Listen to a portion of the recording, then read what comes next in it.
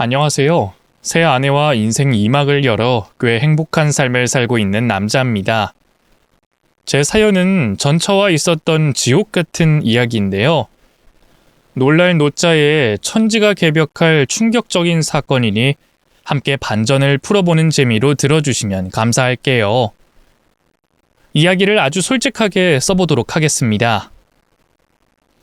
제 첫 번째 아내를 만나게 된 건 대학 여후배가 저와 아주 잘 어울리는 여자가 있다며 심하게 보채서 소개팅을 한 순간이었어요.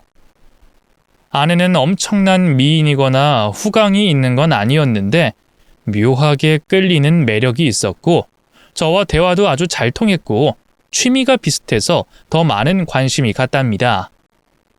저희 두 사람의 취미는 스쿠버 다이빙이었어요. 둘 다 스킨스쿠버 자격증이 있어서 바다로 자주 데이트를 가서 바닷가에서 많은 사랑을 키웠답니다. 3년의 연애를 하고 날씨 좋은 봄에 백년가약을 맺게 됐습니다. 평일에는 각자 직장에서 최선을 다하고 주말이면 거의 매주 바닷가를 찾아갔어요. 초가을까지 바다에 가서 스쿠버 다이빙을 하고 겨울에는 특별한 취미를 하지 않고 지냈습니다. 그런데 아내는 저보다 훨씬 더 활동적이고 사교성이 좋아서 주말에도 거의 모임을 하고 들어왔어요. 진작부터 아내의 성격을 알고 있어서 밖에서 활동하고 들어오는 걸 크게 신경 쓰지 않았답니다. 그리고 저 또한 주말이면 친구들과 모여 당구장을 가는 걸 즐겨해서 각자의 시간을 보내도 좋다고 했죠. 그런데 몇 달 뒤 결혼 1주년이 되면서 아내가 아이를 가지고 싶다고 말을 했어요. 저는 신혼을 오랫동안 보내고 싶어 느지막하게 갖자고 했었는데 무슨 바람이 들었는지 아기를 갖자고 타령을 하더라고요. 자기야, 우리 아기 갖자. 나 엄마 되고 싶어. 에이, 결혼한 지 겨우 1년 됐는데 벌써 아기야? 그냥 조금 더 신혼 즐기자. 그리고 우리 집을 마련하면 낳자고 약속했었잖아. 그래도 갖자. 나 지나가는 애기만 보면 엄마가 되고 싶다고. 조금 빨리 가진다고 해서 나쁠 거 없잖아. 아유, 알았어. 당신 소원이 그렇다면 얼른 만들어보자. 자, 방으로 들어갈까? 결국 아내의 애교에 살살 녹아서 이세 갔는데 돌입하게 됐습니다.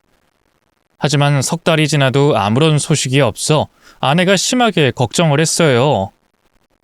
아무래도 저희 두 사람 중 하나가 몸에 이상이 있는 게 아닌지 병원에 가보자고 하더군요.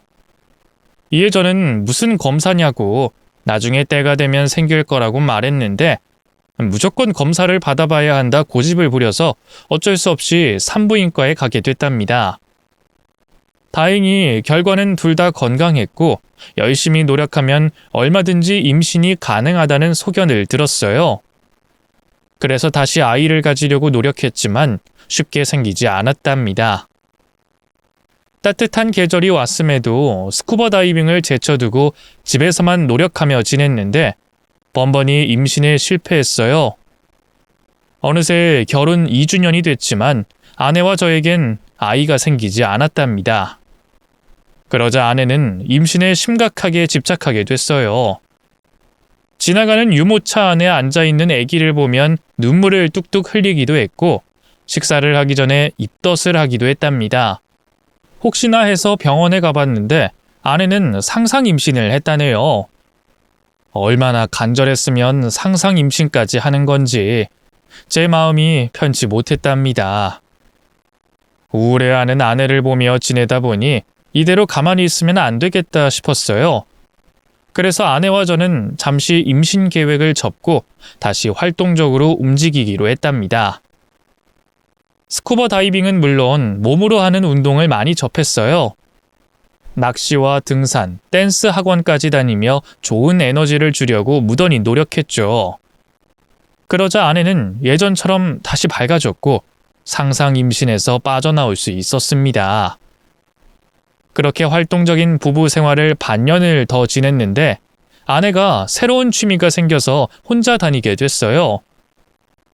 제가 바퀴 2개 달린 걸 무서워해서 오토바이를 탈 줄도 모르는데 아내가 오토바이에 관심을 가지더니 어느 날 중고로 한 대 사왔더라고요.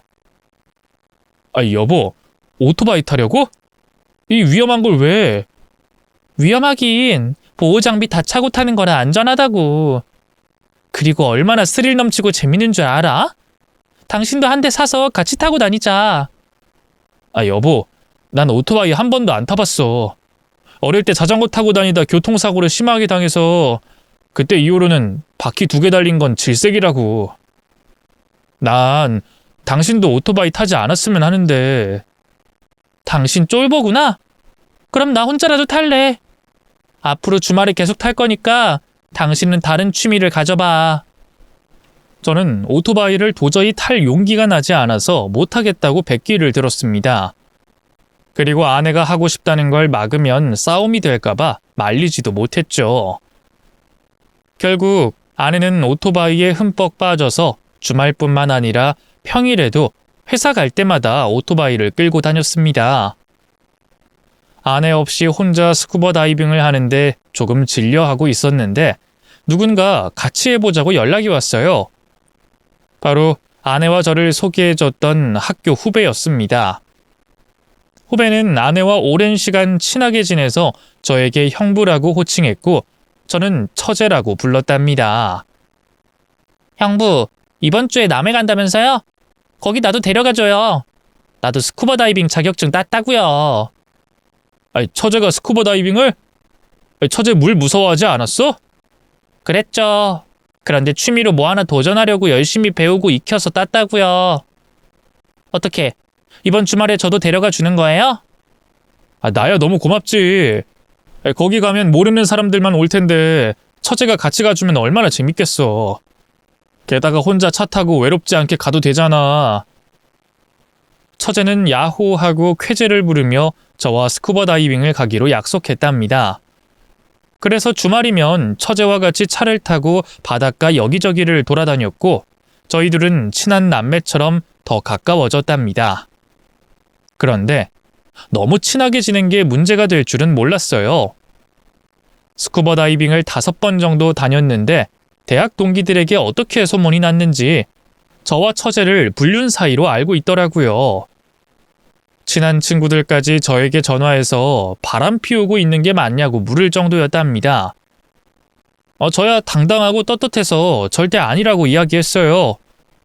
제 아내에게 허락받고 같은 취미 생활인 스쿠버 다이빙을 몇 번 다녔을 뿐이라고 했죠.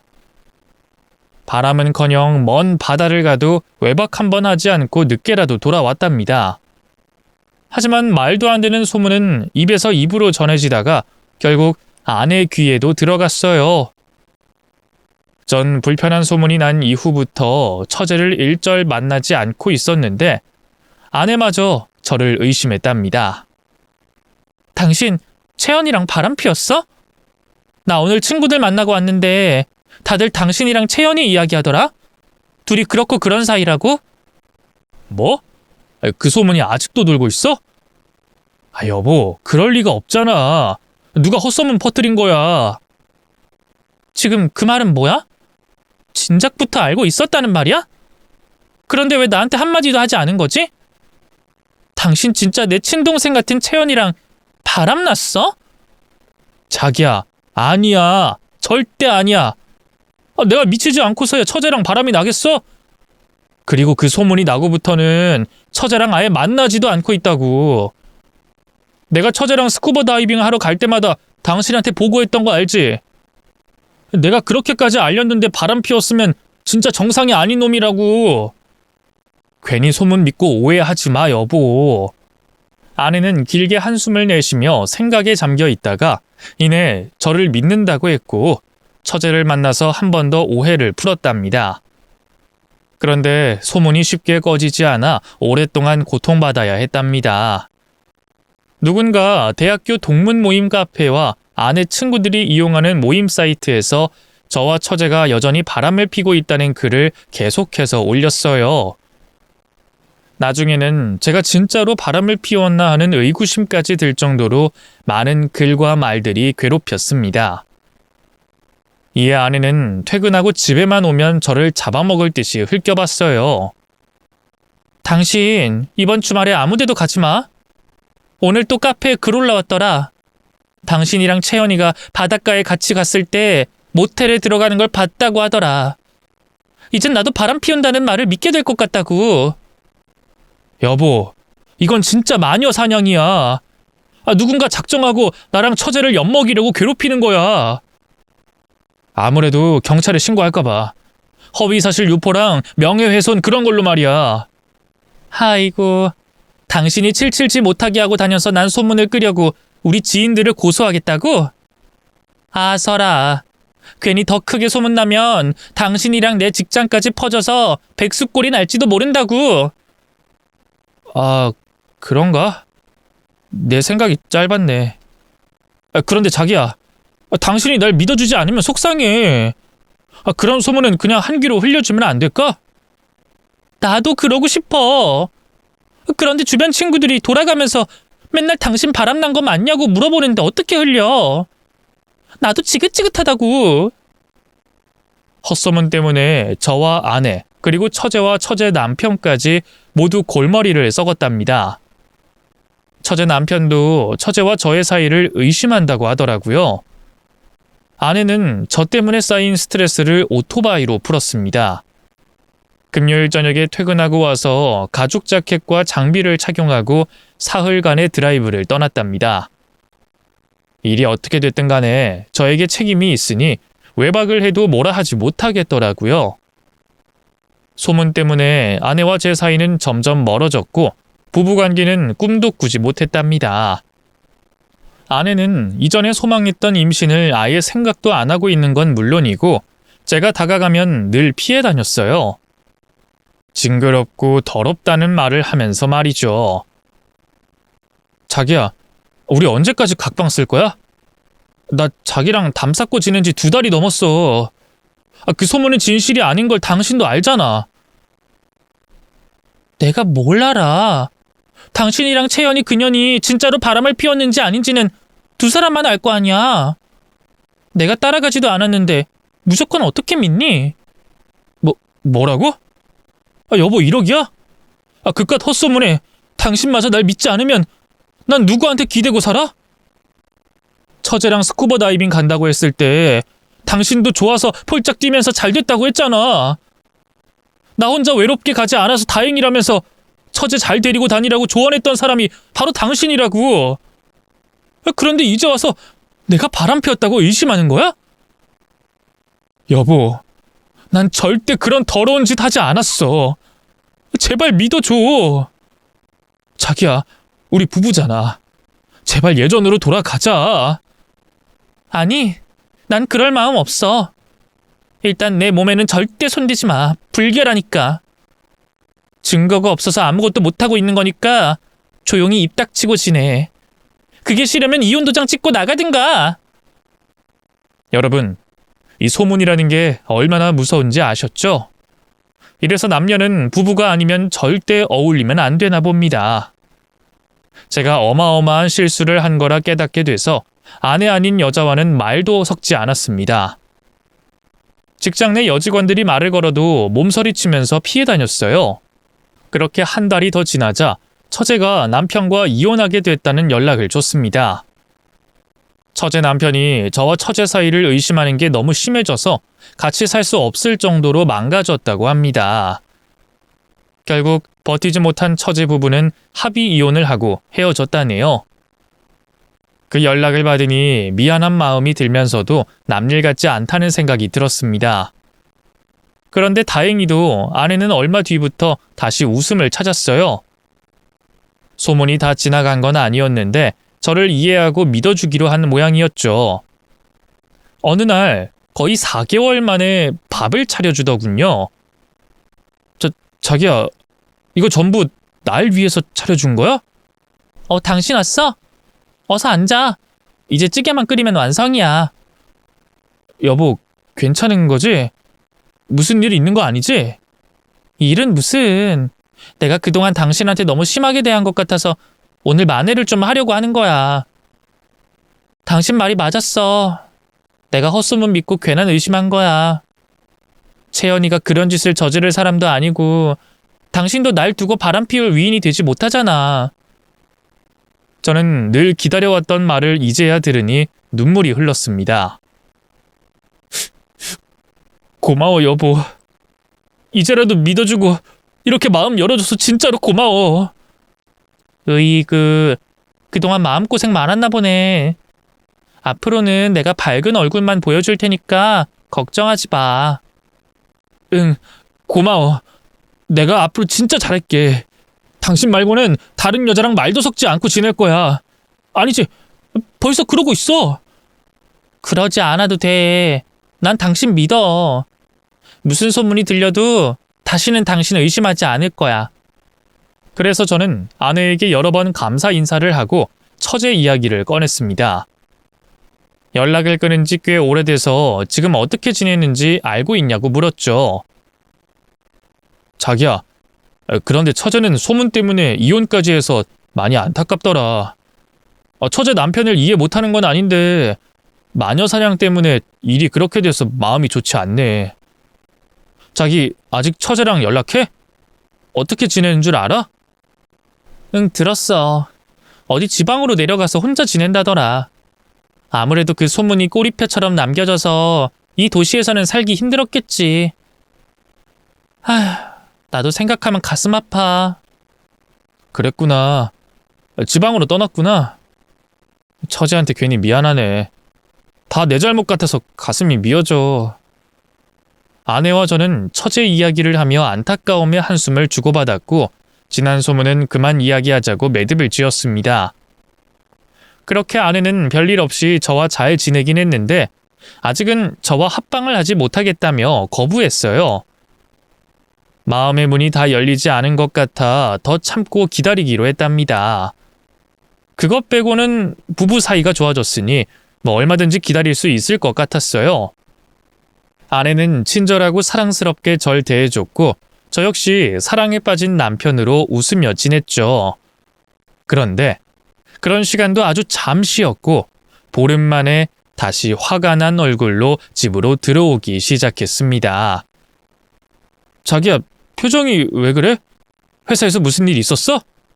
말 걸지 마. 나 기분 못 같으니까. 거치적거리지 말고 당신 방에 들어가. 여보, 왜 그래? 또 내 소문 때문에 그러는 거야? 당신 소문 들으면 무시하겠다고 했잖아. 날 믿어준다고 약속했었잖아. 짜증나게 구네. 야, 네 방으로 들어가서 박혀 있으라고. 네 면상 보니까 우라통이 터질 것 같으니까. 아내는 어디서 무슨 말을 듣고 왔는지 전보다 더 심하게 화를 냈답니다. 그래도 어쩌겠어요. 모든 일의 원흉은 바로 저였으니 고개를 숙이고 조용히 방 안에서 입을 다물며 지냈습니다. 그러던 어느 날 기분이 좋지 않은 아내가 홀로 외출을 했어요. 늘 그래왔듯이 제가 어디 가냐는 물음에 대답하지 않고 나갔답니다. 이러다 곧 저의 결혼 생활도 처제처럼 끝날지도 모른다는 생각이 들었네요. 아내는 그날 저녁에 들어오지 않았어요. 또 오토바이를 타고 드라이브를 멀리 나갔나 싶어 기다리지 않고 잠이 들었습니다. 그런데 새벽에 누군가의 전화를 받고 급히 뛰쳐나갔어요. 차를 타고 연락 온 인천의 한 대학병원으로 달려갔죠. 도착 후 전화를 준 사람을 만나게 되자 저를 지하로 안내하더군요. 계단을 내려가서 영안실에 들어가게 됐고 숨진 아내의 얼굴을 보고 말았답니다. 여보, 어떻게 이럴 수가 있어? 나를 두고 이런 식으로 가면 어떡하라고? 잘못은 내가 했는데 왜 당신이 이런 짓을 한 거야? 제가 오열하며 아내를 확인하자 경찰관이 사고 설명을 하더군요. 아내가 오토바이를 타고 혼자 인천 바다를 찾았고 극단적인 선택을 한 것으로 보인다고 말이죠. 결국 누군가의 혓바닥에 시작한 마녀 사냥은 저에게 아내를 빼앗아갔습니다. 저는 가슴이 찢어질 듯 아파서 영안실에서 실신하고 말았어요. 그리고 곧 정신을 차리고 아내의 마지막을 제가 책임져야겠다는 생각이 들어 장례를 준비했습니다. 먼저 장모님께 연락해서 전하기 어려운 말을 전했고 아내 지인들과 친구들에게 일일이 부고 소식을 전했답니다. 그리고 장례식에 찾아온 모든 사람들은 이 모든 게 저 때문에 벌어진 일이라며 비난의 말을 심하게 했어요. 저는 결과적으로 아내가 세상을 떠났기 때문에 아무런 변명을 하지 않고 비난의 화살을 겸허히 받았습니다. 장모님 역시 저에게 온갖 욕을 하시며 뺨과 머리를 심하게 때리셨습니다. 이 어리석은 사람아, 왜 그런 소문이 들리게 만든 거야? 자네가 조심했으면 이런 일이 없었을 거 아니야. 내 딸 살려내, 내 귀한 딸 살려내란 말이야. 장모님, 면목 없습니다. 죽을 죄를 졌습니다. 마음껏 욕하시고 때려주세요. 전 살고 싶은 마음이 없습니다. 저는 진심으로 숨쉬고 있는 제가 증오스러웠어요. 아내가 그렇게 되기 전에 무슨 방법을 써서라도 확실하게 매듭을 지어야 했는데 비겁하게 가만히 있었으니 이런 결과를 초래한 거죠. 제가 무슨 생각을 하든지 장모님과 조문객들은 전혀 상관하지 않고 온통 욕설과 손찌검으로 벌을 주셨습니다. 그렇게 장례식을 치르고 나서 집으로 돌아왔는데 아내 물건을 쉽게 정리하지 못했어요. 미안한 마음이 크게 남아있긴 하지만 사랑하고 소중한 마음이 더 크게 자리하고 있어 아내를 당장 지우고 싶지 않았습니다. 장례를 마치고 집안에서 틀어박혀 몇 주간의 시간을 보냈더니 직장에서 해고 통지서가 왔더라고요. 무단으로 출근도 하지 않고 연락을 받지 않았으니 퇴사 처리를 알아서 했더군요. 저는 그러거나 말거나 집 밖에는 절대 나가지 않고 아내의 향기가 묻어있는 옷과 이불을 품에 안고 끝없이 슬퍼했습니다. 그런데 그 기간이 많이 길어져서 어느새 5년의 세월이 흘렀답니다. 먹는 건 배달을 시켜 먹었고 외출은 한 번도 하지 않고 지냈어요. 슬픈 것도 슬픈 거지만 밖에서 무슨 소문이 또 들릴까봐 두려워서 현관 밖으로는 한 발짝도 나가지 않았답니다. 저처럼 집 밖을 나가지 않고 장기간 집을 나가지 못하는 사람을 은둔형 외톨이라고 부르더라고요. 여하튼 5년의 폐인 생활을 하니 몸이 많이 망가졌고 주름과 흰머리도 빼곡히 자랐답니다. 제가 이렇게 은둔한 삶을 사는 건 주변 지인들과 부모님, 그리고 장모님까지 모두 알고 있었어요. 저희 집 초인종을 여러 번 울렸지만 한 번도 열어주지 않았네요. 저를 걱정하던 사람들은 결국 손을 놓게 됐고 저라는 사람을 잊은 것 같았어요. 제 부모님도 이젠 더 이상 찾아오지 않겠다며 현관 밖에서 저에게 욕을 실컷 하고 떠나셨답니다. 그렇게 지내던 중 택배 하나가 왔습니다. 제가 생필품을 택배로 시켜서 주문한 것 중 하나인 줄 알았는데 박스를 열어보니 심장이 두근거렸어요. 아내가 쓰던 일기장 몇 권이 담겨져 있었습니다. 처가에서 장모님이 보내주신 것 같은데 왜 이제야 이걸 주셨는진 모르겠더라고요. 그래서 일단 일기장을 열어 아내의 글씨를 보고 무척이나 반가워했답니다. 첫 장에는 저와 결혼한 이야기로 시작됐는데 신혼 때 행복했던 순간이 고스란히 적혀 있더라고요. 그걸 읽으니 아내가 살아 돌아온 것 같은 느낌을 받아서 첫 장에서 다음 장으로 넘기는 데만 꼬박 하루가 걸렸답니다. 이튿날 아내의 일기를 한 권 다 읽고 다음으로 이어지는 일기장을 펼쳤습니다. 그런데 전 아내의 비밀을 알게 되고 큰 충격에 빠지고 말았습니다. 거기엔 제가 절대로 알지 못했던 경악할 이야기가 적혀 있었답니다. 마지막 아내가 극단적인 선택을 한 이유까지 다 읽었는데 모든 건 제 탓이 아니었어요. 아내가 저에게 누명을 씌웠던 겁니다. 어떤 이야기가 적혀 있었는지는 잠시 뒤에 적어보도록 할게요.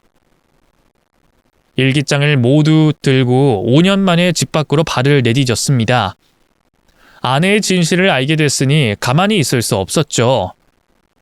먼저 가위로 대충 잘라놓은 제 머리를 미용실에서 깔끔하게 깎았고 목욕탕에 가서 묵은 때를 벗기고 나왔습니다. 그리고 차를 탔는데 너무 오랫동안 시동을 켜지 않아 방전이 됐더라고요. 생각해보니 관리한 지 5년이 넘은 차를 타고 가는 건 위험할 것 같아 KTX를 타러 기차역으로 향했습니다. 그리고 한참을 달려 처제로 부르던 채연이를 찾아갔어요. 다른 후배에게 연락해 어디서 사는지 쉽게 알 수 있어서 처제를 찾는 데는 그리 오랜 시간이 걸리지 않았습니다. 제가 초인종을 누르자 처제가 문을 열어줬는데 제 얼굴을 보자마자 바닥에 풀썩 주저앉았어요. 형부, 오랜만이에요. 응, 처제, 오랜만이야. 나 들어가도 될까? 네, 들어오세요. 저는 처제 집 안으로 들어가 거실 소파에 아내의 일기장이 든 가방을 내려놨습니다. 그러자 처제가 커피를 가져다 줬고 안부를 전했어요. 형부, 그동안 집 밖으로 나오지 않았다면서요? 언니가 그렇게 된 건 진짜 말도 안 되는 일이었어요.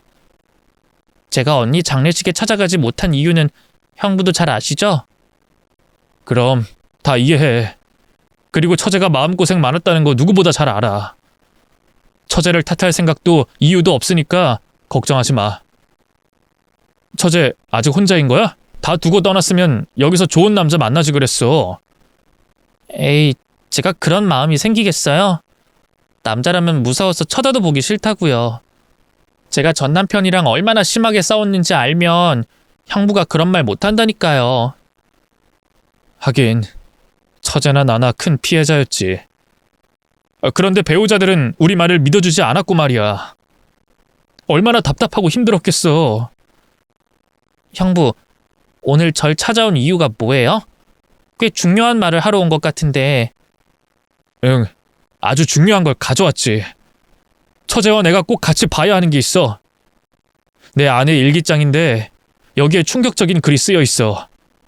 100마디 말보다 눈으로 보는 게 나을 거야. 저는 아내의 일기장을 꺼내서 처제에게 보여줬습니다.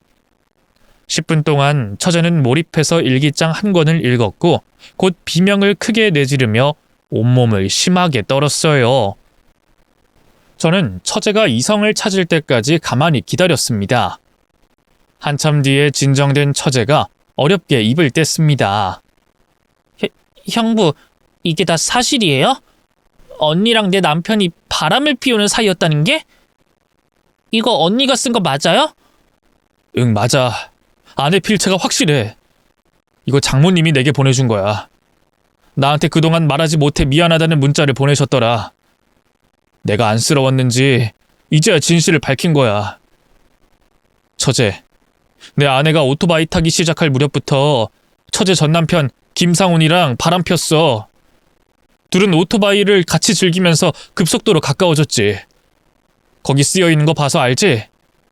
그리고 처제랑 내가 스쿠버 다이빙 하러 다녔을 때 바람났다고 소문낸 것도 내 아내와 처제 남편 김상훈이었어. 둘 다 우리랑 이혼하고 싶어서 만들어낸 소문이었지. 우리가 제대로 걸렸군요. 어떻게 인간의 탈을 쓰고 그런 짓을... 형부, 그런데 내 남편이 나랑 이혼한 것까지는 알겠어요. 그런데 언니는 왜 형부랑 이혼을 하지 않고 극단적인 선택을 한 거죠? 그건 다음 일기장에 쓰여 있긴 한데 내가 설명해 줄게. 김상훈 그놈이 처제랑 이혼하고 나니까 아내도 나랑 이혼하려고 했어. 지금 생각해보니까 어이가 없는데 어느 날부터 아내가 나한테 친절하게 밥도 차려주고 상냥하게 말하더라고. 소문은 믿지 않겠다면서 말이야. 그녀는 그 시기에 나랑 이혼하려고 밑밥을 깐 거였지. 여하튼 나랑 이혼하려고 마음 먹었는데 김상훈이 그새 다른 여자랑 바람이 났대.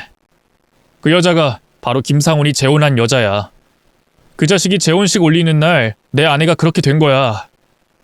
바람 피운 놈이 다른 여자랑 양다리 걸친 것도 모자라서 재혼식 올렸으니 충격이 컸나 봐. 처제 전 남편이 재혼한다는 소식을 들었을 때 왜 이렇게 빨리 하는지 의문이었어요. 주변 지인들은 처제와 헤어지고 바로 선을 봐서 결혼하는 거라고 했는데 사실은 처제와 이혼 후 사별한 제 아내와 그 여자를 동시에 사귀고 있던 겁니다. 여러분, 정말 막장 중에 막장 아닌가요? 저와 처제가 받았을 충격이 조금은 이해가 되시리라 믿습니다. 처제와 저는 한참 동안 일기장을 다시 읽고 대화를 하며 하나부터 열까지 다 따져봤답니다. 그리곤 이대로 가만히 있으면 안 되겠다는 판단을 한 처제가 먼저 자리에서 일어났어요. 형부, 우리 같이 가요. 우리 인생 망가뜨린 김상훈 그놈에게 복수하러 가자고요. 그래, 처제. 그 말 기다리고 있었어. 이건 우리 둘이 함께 해결할 문제니까 같이 가보자. 그 자식 재혼하고 멀리 이사가서 살고 있던 거 알아? 지금 부산에 있다더라. 내가 기차표 다 끊어놨으니까 바로 가면 돼.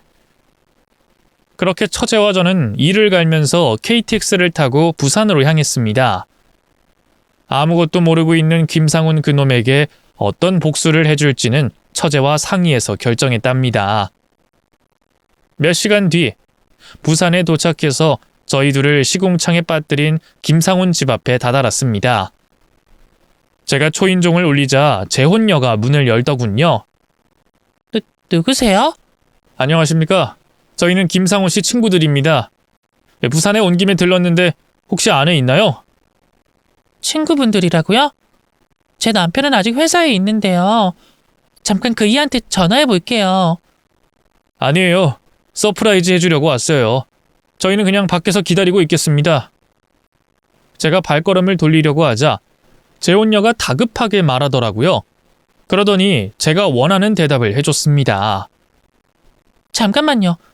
진짜 남편 친구분들 맞으시죠? 서프라이즈 해주신다니 전화는 하지 않을게요. 그리고 밖에서 기다리지 마시고 안으로 들어오세요. 차나 한잔 하시면서 기다리세요.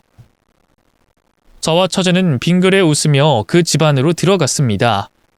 그런데 집 안에는 아이 둘이 있더군요. 4살 난 아들과 2살짜리 딸이 놀이방에서 놀고 있었답니다. 저와 처제는 전혀 상관없다는 눈빛을 주고받고는 재혼녀가 주는 커피를 마시며 집안을 구경했어요. 그리고 괜히 의심받지 않으려고 김상훈에 대해서 주저리 떠들었습니다. 재수 씨는 저 기억 안 나시죠? 결혼식장에서 뵀었는데 그때보다 지금이 훨씬 아름다우세요. 아, 감사해요. 그런데 제가 기억력이 나빠서 두 분 얼굴을 처음 뵙는 것 같아요. 괜찮습니다. 아차, 상훈이 이 자식 요즘에도 오토바이 타나요? 어머, 그걸 어떻게 하셨어요? 주말에 애들이랑 놀아주라고 그렇게 잔소리해도 기어이 오토바이를 끌고 놀다가 들어오고 있어요. 그렇구나. 상훈이가 아직도 오토바이를 타는군요. 그거 참 씁쓸하네요. 그 자식이 오토바이를 탄다는 말을 들으니 또 드라이브를 빌미로 바람을 피우고 있는 것 같았습니다. 제 아내를 그렇게 만나왔으니 또 그러지 않으라는 법이 없지 않았으니까요. 시간이 조금 흘러 날이 어둑어둑해지자 김상훈이 현관문을 열고 들어오더군요. 저와 처제는 주방에 숨어 있다가 그 자식이 가까이 왔을 때 깜짝 등장했습니다. 저희가 워 하고 외치자 김상훈은 소스라치게 놀라 바닥에 넘어지고 말았습니다. 뭐야? 니들이 왜 여기 있는 거야? 여보, 이 두 년놈이 여기서 뭐 하는 거야? 상훈아, 오랜만이다. 그동안 재혼해서 잘 살았니? 애를 둘이나 싸질러 놨더라. 야, 그런데 너 너무하는 거 아니냐? 애기들 돌잔치 할 때 왜 연락하지 않았어? 형님, 여기서 이러지 말고 밖에 나가서 얘기합시다. 채연이 너도 할 말 있으면 밖에 나가서 해. 저와 처제는 눈빛을 주고받고 바로 복수를 시작했습니다. 먼저 제 아내의 일기장을 아무것도 모르는 결혼한 재혼녀에게 넘겨주고 읽어보라고 했고 바닥에 자빠져 놀란 김상훈을 응징했답니다. 전 저희 손을 더럽히지 않고 때려줄 무언가를 찾다가 마침 거실 바닥에 아이들이 가지고 놀던 장난감 플라스틱 칼이 2자루 있더라고요. 처제와 저는 그걸 하나씩 잡고 김상훈을 향해 힘껏 내리쳤습니다. 흥분한 처제가 장난감 칼로 김상훈의 그곳을 내려치며 소리쳤습니다. 이 개자식, 넌 이게 문제였어. 이걸 달고 있어서 나 언니 그리고 저기 있는 네 마누라를 돌아가면서 바람 피웠던 거야. 이 더러운 개자식아, 그것도 모자라서 감히 나와 형부를 파렴치한 인간으로 소문내고 이혼까지 해? 또 언니가 세상을 떠난 건 어떻고? 네 놈이 이 가운데 다리를 함부로 돌리는 바람에 여러 여자가 피해봤잖아. 다리 벌려. 내가 네 놈의 그걸 떼어버릴 테니까. 처제의 말이 끝나자 제가 소리치며 장난감 칼로 궁둥이와 배를 사정없이 패줬습니다. 이 쓰레기 자식아, 난 네 놈 때문에 5년 동안 자책하면서 살아왔어. 내 아내가 나 때문에 세상을 떠난 줄 알고 불행하게 억지로 삶을 연명했다고. 그런데 네 놈은 내 아내 말고 바람을 피운 여자랑 재혼하고 아들, 딸까지 낳고 호강하면서 살아? 이러면 불공평하지. 김상훈, 우리가 당한 고통 똑같이, 아니 100배로 느끼도록 해주마, 이 개자식아. 형님, 최연아, 그만해. 따지고 보면 나도 피해자야. 형님 와이프가 먼저 나를 꼬셨다고요. 제가 친한 사람끼리 이러면 안 된다고 몇 번을 말렸는데 계속해서 나한테 들이댔다고요. 그래서 결국 꼬임에 넘어가서 바람 피운 거야. 아, 그러셨어? 그럼 내 아내랑 바람 피우면서 저 여자는 왜 만나셨을까? 아, 처제랑 모르는 사이여서 바람 폈구나. 이 목 같은 자식이 어디서 되지도 않는 핑계를 대고 있어? 넌 그냥 발정나서 많은 여자들하고 바람 핀 거야. 너 이 새끼 지금도 바람 피우고 있지? 요즘도 오토바이 타러 나간다면서? 네가 내 마누라랑 놀아날 때 한 짓이 오토바이 타는 거였으니 지금도 레퍼토리가 똑같겠지 뭐. 여하튼 넌 처절하게 인생 조직이 될 거야. 그러기 전에 일단 맞자. 다리 벌려. 내 처제가 니놈 거시기 떼버린다잖아. 처제와 제가 난동을 부리는 와중에 김상훈의 재혼녀는 조용히 앉아 제 아내의 일기장을 정독하고 있었습니다. 거기에 적힌 충격적인 이야기를 모두 읽고 나서는 조용히 눈을 감고 앉아 있더군요. 그러다 곧 자리에서 일어나더니 제 등을 콕콕 찌르며 말했습니다. 그거 일이 돼요. 채연 씨도 그거 일이 돼요. 우린 아직 끝나지 않았는데요. 저기요, 그걸 읽고도 이 자식이랑 계속 살고 싶은 건 아니시죠? 그러자 재혼녀가 장난감 칼을 저와 처제에게서 빼앗더니 양손으로 잡고 김상훈 그놈을 사정없이 갈겨댔습니다. 저희들이 한 것보다 더 세게 내리찍더군요. 그래서 저희는 조용히 한 발 뒤로 물러서서 재밌게 구경했습니다. 재혼녀는 우렁찬 머슴 목소리를 내며 개피듯이 패더군요. 이 발정난 짐승 새끼야! 날 만나는 동안 바람을 피워왔다고? 나한텐 전 마누라가 바람 피워 이혼해서 상처가 크다고 동정하게 만들더니 니놈 이야기를 한 거였어. 나랑 결혼하는 날 너 때문에 사람이 저승에 갔는데 아무렇지도 않았냐? 이거 아주 악마 같은 놈이었어? 에잇! 채연 씨 말대로 니놈 가운데 다리 조져야겠어. 이 다리 벌려! 여보, 당신까지 왜 이래? 우리 말로 해결하자. 다 지난 과거를 이제 와서 어쩌자고 이러는 거야. 어쩌긴 뭘 어째. 당연히 이혼이지. 너 같은 놈은 소송에서 쓴맛을 좀 봐야 해. 내가 네 뒷조사를 해서 지금도 바람 피우는지 확인하겠어. 재혼녀는 그렇게 말하고 쉬지 않고 매질했습니다. 그런데 점점 강도가 세져서 말려야 할 것 같았습니다. 이러다간 재혼녀가 경찰에 잡혀갈 것 같았거든요. 이 장난감으로 사람 하나를 잡을 수 있다는 걸 그날 알게 된 해요. 저희한테 응징을 당한 김상훈은 빈몸으로 쫓겨났습니다. 어느새 둘이었던 저희는 셋이 한편이 돼 김상훈 조지기 작전에 돌입했답니다. 소문으로 저와 처제 인생을 박살낸 놈이니 똑같이 소문으로 끝장을 보게 해줄 계획이었죠. 하지만 저희는 진실된 소문을 내서 초전박살을 내줄 생각이었습니다. 김상훈, 그놈이 여태껏 저지른 짓만 해도 엄청났으니 저희 입에서 소문이 퍼져나가면 제대로 끝장을 보리라 믿어 의심치 않았습니다. 재혼녀는 김상훈의 회사 홈페이지 게시판에 제 아내 일기장 내용을 옮겨 적어서 올렸고, 저와 처제는 김상훈이 지내는 곳인 부산의 지역방송국에 제보를 했답니다. 끔찍하고 추악한 일을 낱낱이 말해줬더니 바로 취재를 나오겠다고 하더라고요. 이튿날 방송국에서 재혼녀의 집에 와서 저와 처제의 길고 긴 인터뷰를 했고 재혼녀에게 그동안 속고 산 기분이 어떠냐는 인터뷰까지 했답니다. 그동안 김상훈은 어디서 뭘 하고 지내는지 모르겠지만 저희가 방송 인터뷰를 끝내고 나와 수소문해서 찾아봤지만 찾는 데는 실패했습니다. 저와 처제는 부산에서 더 머물며 그 자식의 최후를 지켜보기로 했어요. 숙소를 잡고 매일 아침에 만나 김상훈과 관련된 지인들과 회사 사람, 그리고 친구들의 연락처를 일일이 발로 뛰어다니며 알아내서 진실의 소문을 알렸답니다.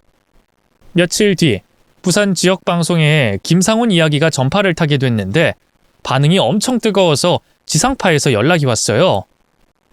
프로그램명은 말씀드릴 수 없지만 말만 하면 누구나 아는 프로그램의 PD가 취재하고 싶다고 하더군요. 저야 너무 좋으니 언제든 부산으로 내려오라고 전했습니다.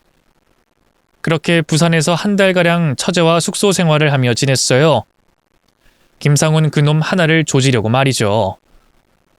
결국 몇 주의 시간이 더 흐르자 김상훈은 회사에서 잘렸고 모자이크로 가려졌지만 주변인들은 모두 알아봐서 소문이 급격히 퍼져나갔습니다. 얼굴을 들고 다닐 수 없을 정도로 유명 인사가 됐어요. 그리고 나머지 일은 재혼녀와 연락해서 전해 듣기로 하고 처제의 집으로 돌아갔습니다.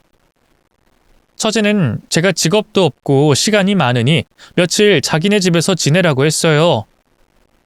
저를 배신하고 세상을 떠난 아내의 집에 가고 싶지 않아서 며칠 머물기로 했습니다. 저희는 밀린 이야기를 나눴죠. 그동안 지옥 같은 5년을 어떻게 버티며 살아왔는지 대화를 나누고 서로를 위로하며 오랜 시간을 보냈답니다. 그러다 며칠 뒤 재혼녀에게서 연락이 왔어요. 김상훈의 소식을 하나 전하겠다며 스피커폰으로 받으라 하더군요. 그래서 저와 처제는 소리를 크게 해서 재혼녀의 말을 들었습니다. 두 분 잘 지내시죠? 제가 전화드린 이유는 김상훈 소식 전하려고 한 겁니다. 그 자식 어젯밤에 세상 떠났습니다. 저희는 그 말을 듣고 너무 놀라서 귀를 크게 열고 다시 말해보라고 했답니다. 어젯밤에 바닷가에서 발견됐어요. 유서 같은 건 없었습니다. 무슨 말씀을 드려야 할지 모르겠네요. 어렵게 생각하지 마세요. 명복 같은 건 빌어주지 마세요. 그런 인간 말종 같은 놈은 지옥에나 떨어질 겁니다. 그 자식 그쪽 말대로 오토바이 타러 나가서 바람 피우고 다녔더라고요. 제가 좀 알아보니 오토바이 카페가 있더라고요. 제 남편하고 사귀었다는 년이 한둘이 아니었다니까요. 정말 기가 차서 죽는 줄 알았어요. 그래서 그놈의 자식을 찾으려고 해봤는데 회사에서 잘리고 잠수 타는 바람에 아무것도 못하고 있었어요. 근데 어젯밤 그렇게 발견됐답니다. 지가 벌인 짓들이 소문나니까 심적으로 힘들었나 봐요. 게다가 회사에서 잘리고 누구 하나 기댈 곳이 없으니 그랬나 보더라고요. 저는 당황하긴 했지만 어찌됐든 결과가 이렇게 돼 재혼녀에게 미안하다고 사과했습니다. 그러자 그녀는 그럴 필요 전혀 없다며 인간 쓰레기를 청소해줘서 아주 고맙다는 말을 했어요. 또 보험금과 김상훈의 재산을 모두 가지게 됐으니 경제적으로도 어려울 게 하나 없다고 덧붙였답니다. 또 나중에 재혼할 생각이 있으니 가엾게 보지 말아달라고 하더군요. 그래서 저희는 웃으면서 잘 지내라고 인사하고 전화를 끊었습니다. 그렇게 저와 처제, 아니 채연이는 복수의 끝을 보게 됐네요. 저는 다시 집으로 돌아가려는데 채연이가 붙잡았습니다. 갑자기 저에게 안기는 바람에 심장이 요동치고 난리가 났답니다. 채연아, 왜 이래? 형부, 아니 오빠 가지 마요. 내 곁에 있어줘. 나 그동안 지옥 속에서 살았는데 오빠가 날 구해줬잖아. 그럼 끝까지 책임져야 하는 거 아니야? 이제 천국이 어떤 건지 나한테 보여줘. 채연아, 이것 좀 놔줄래? 나 아직 할 일이 남았어. 가봐야 해. 오빠 내가 싫은 거야? 난 오빠랑 함께한 2달의 시간이 내 인생에서 제일 행복하고 좋았다고. 오빠 덕분에 인생 사는 맛을 느꼈다고. 저는 채연이를 살짝 밀면서 대답해 줬습니다. 채연아, 내 집 팔고 내려올게. 내가 가진 게 그 집 하나밖에 없어서 그거라도 팔아야 너랑 같이 살지. 뭐야? 오빠 그럼 나랑 같은 마음인 거야? 그럼 당연하지. 나도 너랑 함께한 2달이 내 인생 최고로 스릴 넘치고 재밌었어. 결과가 조금 찝찝하긴 하지만 말이야. 채연아, 이제 우리 소문 따위는 무서워하지 말자. 아니, 우리가 한 집에서 살고 재혼하게 되면 우리 스스로 소문을 내자. 떳떳하게 말이야. 그래. 이제 우리가 누명을 벗었으니 아무도 이상하게 말하지 못할 거야. 오빠, 얼른 집 팔고 내려와야 해? 당연하지. 이제 내가 갈 곳은 채연이 네가 있는 곳뿐이야. 빨리 다녀올게. 저는 5년 넘는 세월 동안 함께 마녀 사냥 당했던 채연이에게 입맞춤을 하고 돌아섰습니다. 기차를 타고 가서 아파트를 내놓고 아내가 있는 납골 땅으로 향했습니다. 아내가 세상을 떠난 후 처음 찾아가게 됐죠. 저는 원망하는 마음으로 아내 사진과 유골함을 노려보며 말했습니다. 이 어리석은 년아, 다른 남자랑 바람 피운 것도 모자라서 그 남자 때문에 저승을 가냐? 진짜 한심하고 멍청해서 니년 사진 보는 게 역겹다. 이미 지난 일이고 진실은 밝혀졌으니 더는 널 미워하지 않을 거야. 무관심보다 더한 벌은 없을 거라 판단했거든. 내가 죽는 그날까지 널 떠올리는 일 따윈 없을 거다. 아, 지옥에서 김상훈을 만나겠네. 거기서 연애를 하든 재혼을 하든 알아서 해. 난 관심 없으니까. 이제 니년은 영원히 아웃이다. 그럼 나는 간다. 그렇게 관심 없는 말투로 툭툭 욕을 내뱉고 납골 땅에서 나와버렸습니다. 꼭 아내가 듣지 않아도 상관없었어요. 제가 마음을 새로잡고 살기 위해 찾아간 거니까요.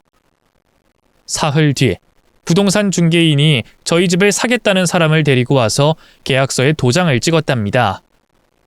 집안에 있던 모든 살림들은 모두 폐기 처분하기로 했어요. 아내와 같이 쓰던 물건이 꼴도 보기 싫으니 중고로 팔지도 않고 그냥 용달차를 2대 불러서 깨끗하게 치워버렸답니다. 그렇게 모든 걸 정리한 저는 채연이가 있는 곳으로 떠났어요. 소문으로 영혼이 찢겼던 저희는 서로를 보듬어가며 함께 살게 됐답니다. 이렇게 끝나면 조금 아쉽겠죠? 네, 그래서 한 가지 더 해피한 소식을 전할까 해요. 채연이와 살림을 꾸린 지 5개월 만에 아이가 들어섰답니다. 지금 제 아내가 된 채연이는 태교에 전념하고 있고 저는 여기서 새로 구한 직장에 다니며 가장이 될 준비를 하고 있어요. 제 사연 들으시고 많이 끔찍하고 황당하셨죠? 이걸 겪은 제가 불쌍하고 가엾기도 하실 거고요. 그럼 지금의 아내와 내년에 태어날 아이와 행복하게 잘 살라고 응원의 한마디 남겨주시면 감사하겠습니다. 이만 물러갈게요. 좋은 하루 보내세요. 고맙습니다.